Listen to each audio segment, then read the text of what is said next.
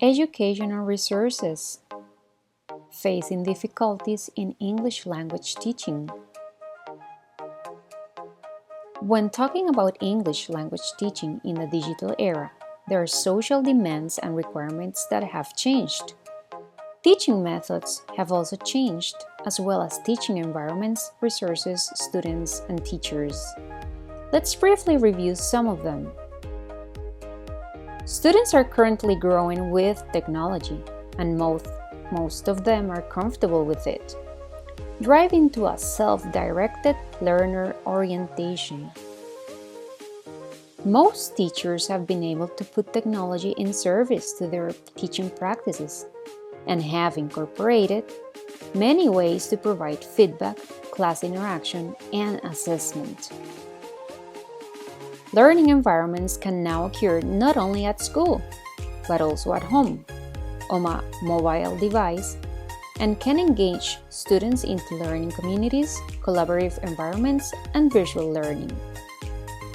And as for resources, besides the traditional ones that are still relevant, there is a vast array of ICT tools for learner language, textbooks with multimedia materials, and even online access to practices and tests.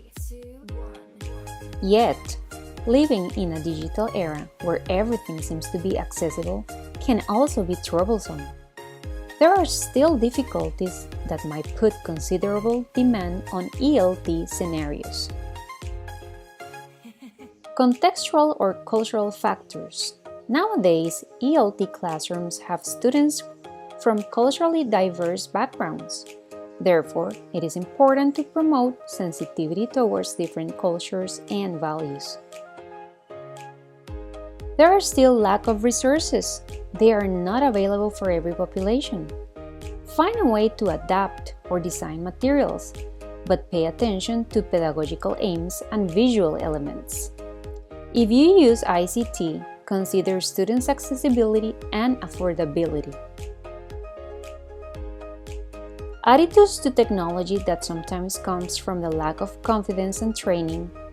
Overcome this by engaging and training or asking colleagues or students for help. Keep in mind that technology should be used to complement and enhance classroom interaction. Time of exposure may not be enough for students, so it is recommendable to expose students to multiple accents of English, plus to use the target language as much as possible. Linguistic factors in a way that you can consider addressing to the learning styles of students as much as possible. As a teacher, be motivated and encourage students to learn the language and plan learning activities that integrate the 4 skills.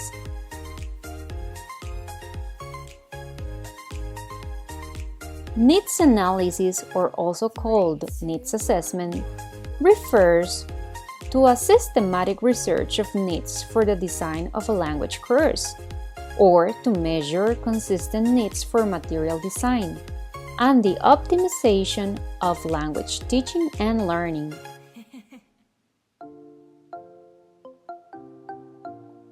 When referring to needs analysis, there are some important terms that should be understood first. Difficulties refer to the gaps found in a teaching learning. That would be the state of being hard to do, to deal with, to understand, or to produce. Needs refer to certain requirements because they are essential, useful, or important. A needs analysis is usually conducted to determine the needs of people for whom the service is provided. Common target groups in education settings may include students, parents, teachers, administrators, community members, etc.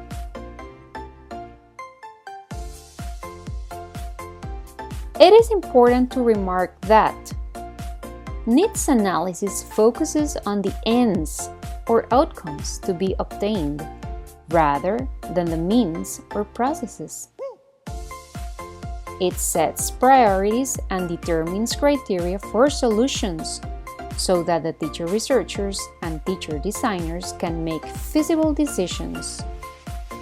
It also sets criteria for determining how best to conduct a project. In other words, needs analysis needs two actions that will improve the quality of the teaching and learning scenario of the target population.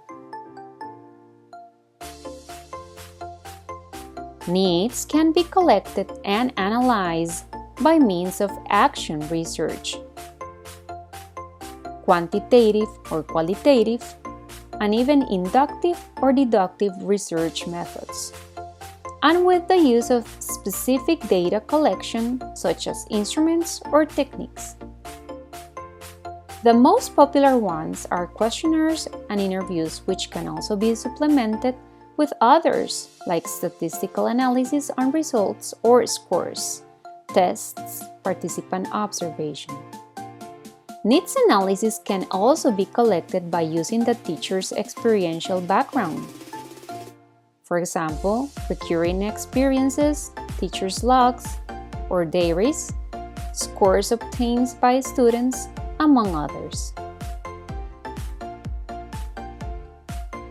In the end, needs analysis should be ideally conducted in 3 different phases. In this sense, Phase 1 explores the substantial difficulties that can interfere in the teaching-learning process. Phase 2 analyzes such difficulties and transforms them into needs. Priorities are examined so there can be enough criteria for a further phase.